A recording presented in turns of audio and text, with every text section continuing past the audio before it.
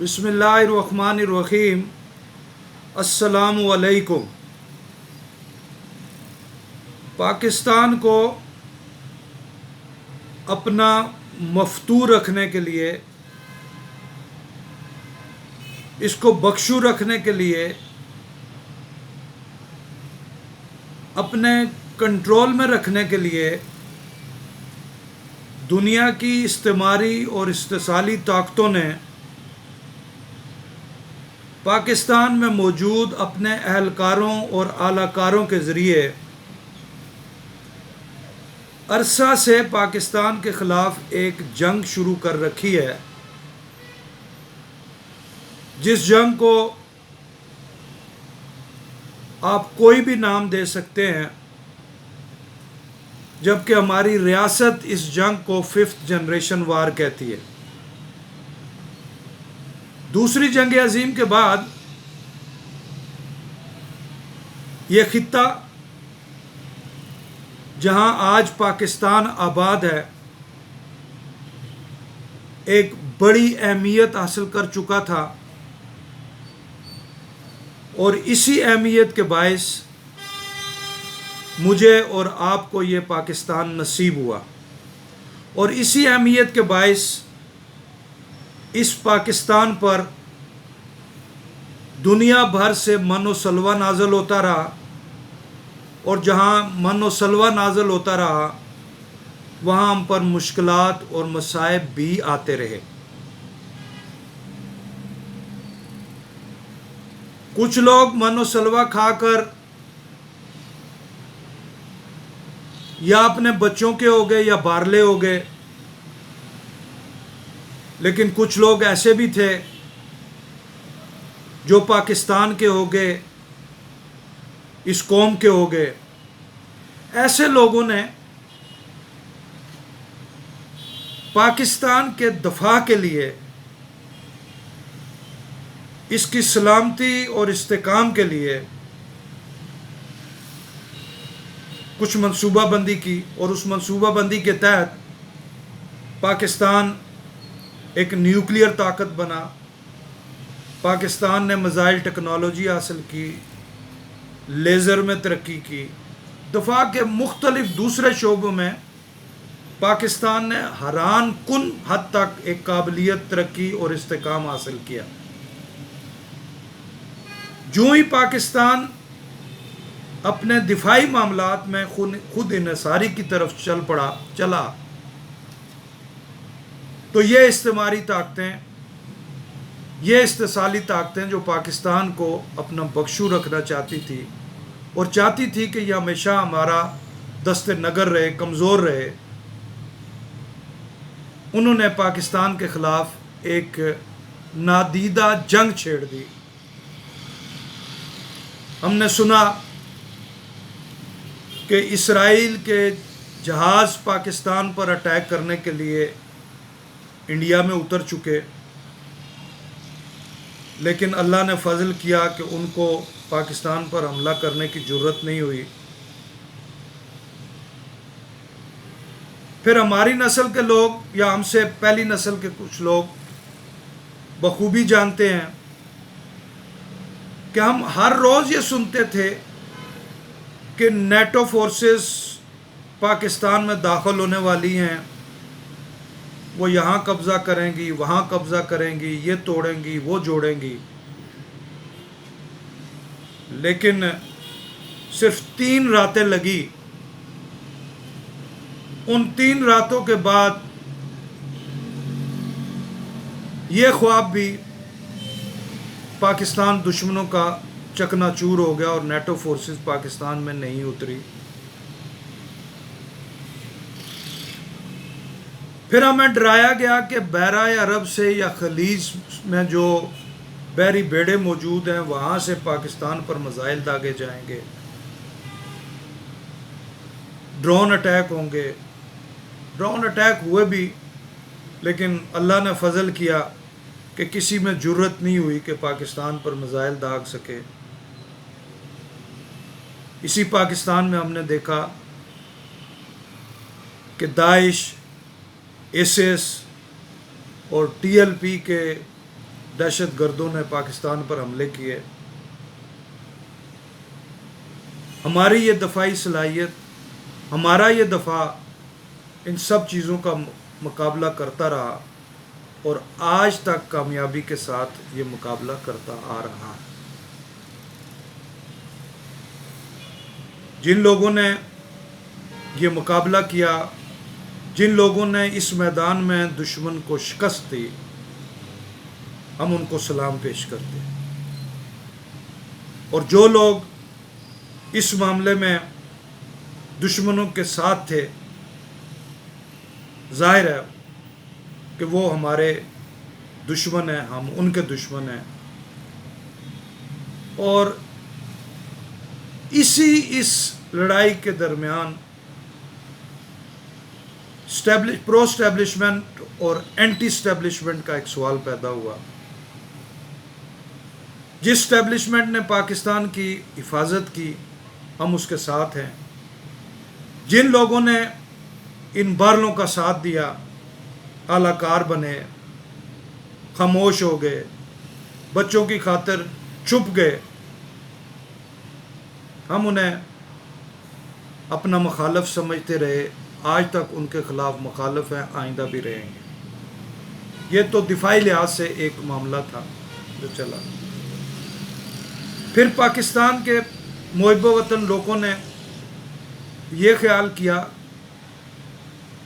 کہ پاکستان کو معاشی طور پر خود کفیل اور خود انحصار بنایا جائے۔ جو ہی ہم نے یہ سوچنا شروع کیا تو ہم پر FATF کی یلغار ہو گئی، IMF ہم پر دوڑ پڑا، اسٹیٹ بینک پر آپ کے قبضہ ہو گیا، ہمارے گلی کوچوں میں ڈالرز گنے ہونے شروع ہو گئے، آج ڈالر کا یہ ریٹ ہے، آج ڈالر کا وہ ریٹ ہے۔ ہمارے گلی کوچوں میں جو استعماری قوتوں کے میڈیا کے لوگ تھے، ان لوگوں نے سٹاک ایکسچینج ڈسکس کرنا شروع کر دیا۔ ڈیفالٹ کا شور یہاں سے ان لوگوں کی وجہ سے اٹھنا شروع ہو گیا، اور جو سب سے دکھ دہ بات یہ ہوئی کہ میں نے، آپ نے، ہم سب نے مل کر پاکستان کے اندر چور ڈاکو کا ایک کھیل شروع کر دیا، جس سے ہم نے اپنا سرمایہ دار بگایا، جس سے ہم نے اپنے قومی سرمایہ دار کے اندر ایک خوف پیدا کیا، جن کی وجہ سے پاکستان کا پیسہ باہر منتقل ہو گیا۔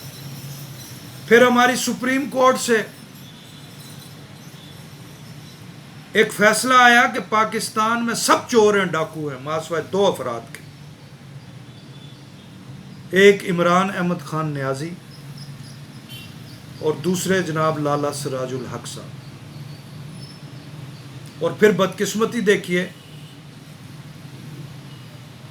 کہ جس کو صادق اور امین قرار دیا گیا، اسی کے ذریعے پاکستان کی جڑیں کاٹنا شروع ہو گئے۔ دفاع میں ہم نے ملک کا دفاع کیا، معاشی طور پر ہم نے ان خطرات کا مقابلہ کرنے کی ٹھان لی۔ ساتھ ہی ساتھ اس لڑائی کے دوران یہ منصوبہ بندی بھی تھی کہ پاکستان کے عوام اور اداروں کے درمیان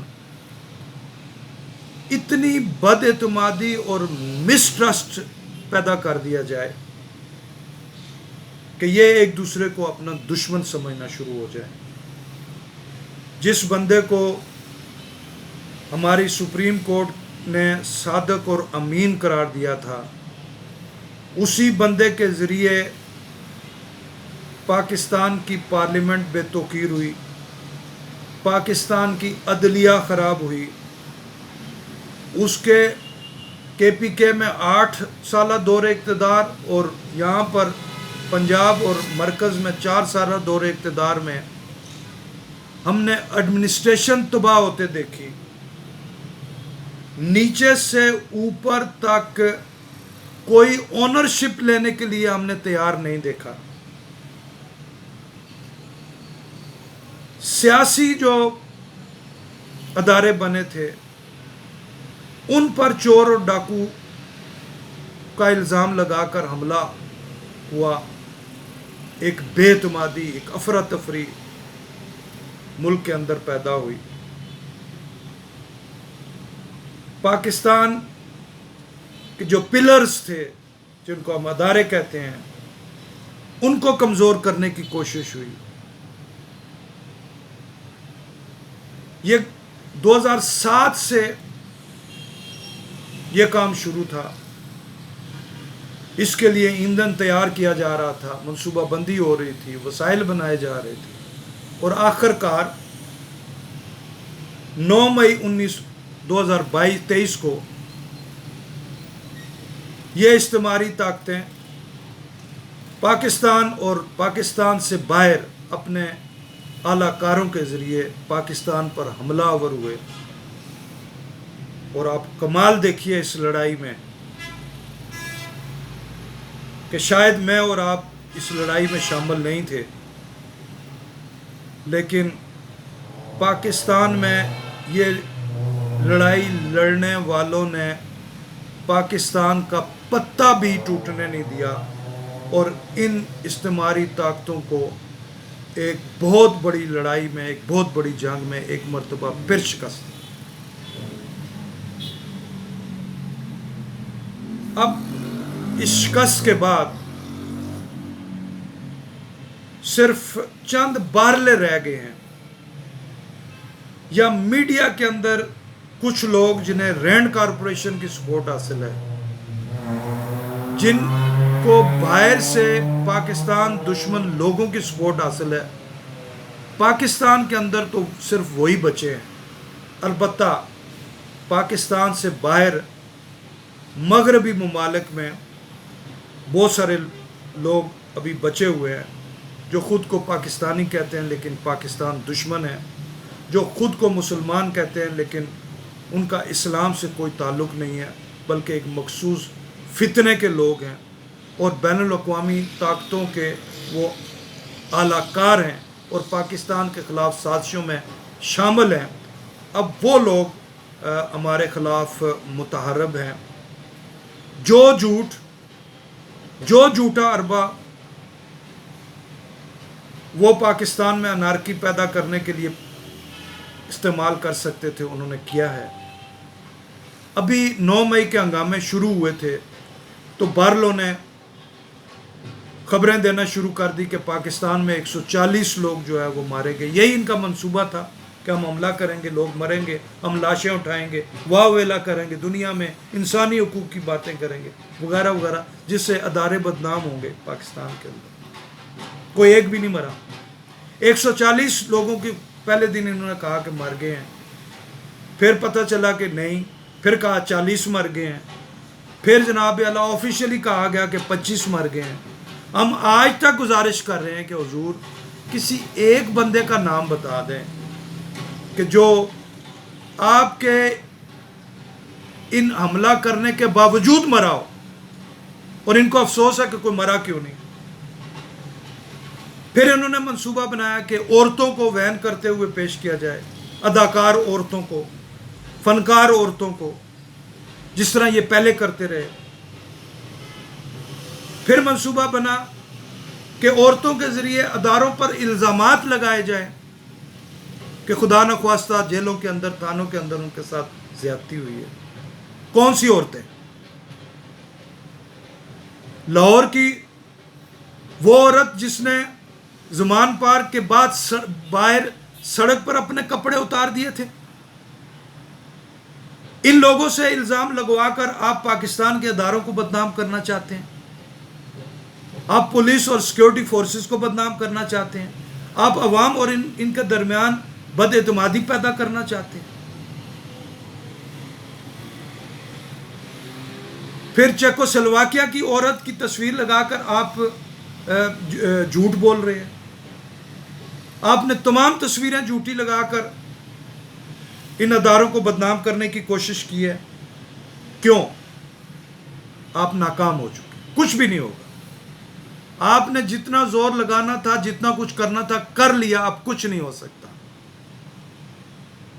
پاکستان میں پاکستان دشمن 9 مئی کو شکست کھا چکے. اب پاکستان میں جمہوریت پروان چڑھے گی. پاکستان میں پاکستانی پروان چڑھیں گے. اس لیے میری تمام سننے والوں سے گزارش ہے کہ ان کے اس پروپیگنڈے سے ہوشیار رہیں. یہ جھوٹ بولتے ہیں، ہر معاملے میں جھوٹ بولتے ہیں. آج تک انہوں نے کسی ایک معاملے میں سچ نہیں بولا. ہم بڑی مشکل سے، عورتیں اس پاکستان کا 52% سے بھی زائد ہیں. ہم چاہ رہے تھے کہ ہماری خواتین جو ہیں وہ سیاست میں آئیں. ہماری خواتین جو ہیں وہ زندگی کے دوسرے شعبوں میں عملی طور پر پارٹیسپیٹ کریں. ان لوگوں نے اس طرح کے خواتین کو آگے کر کے اس طرح کے الزام لگا کر پاکستان کی خواتین کی عزت پر حملہ کیا. لہٰذا ان لوگوں کے پروپیگنڈے سے ہوشیار رہیں. پاکستان ایک نئی اڑان کے ساتھ آگے بڑھ رہا ہے. انشاءاللہ تعالی اپنے وقت پر الیکشن ہوں گے. آپ نے ووٹ دینا ہے، اور ووٹ بھی ان لوگوں کو دیجیے جو پاکستان کے لیے محنت کر رہے ہیں، پاکستان کی ترقی کے لیے محنت کر رہے ہیں. آپ کا بہت بہت شکریہ.